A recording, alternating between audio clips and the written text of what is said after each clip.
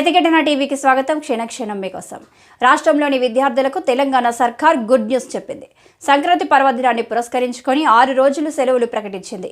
జనవరి 12వ తేదీ నుంచి 17వ తేదీ వరకు సెలవులు ఉంటాయని వెల్లడించింది. ఈ మేరకు పాఠశాల విద్యా డైరెక్టర్ ప్రకటన విడుదల చేసింది. మిషనరీ స్కూళ్లకు మినహా అన్ని పాఠశాలలకు ఈ సంక్రాంతి సెలవులు వర్తిస్తాయని పేర్కొంది. జనవరి 12వ తేదీన సెలవులు ప్రారంభం కానున్నాయి. 13వ తేదీన రెండో శనివారం కావడంతో పాఠశాలలకు సెలవు ఉంటుంది. ఇక 14 ఆదివారం భోగి పండుగ వచ్చింది. 15వ తేదీన సంక్రాంతి కాగా 16న కనుమ పండుగ ఉంది. ఇక 17వ తేదీన ప్రభుత్వం పాఠశాలలకు అదనంగా సెలవు ఇచ్చింది.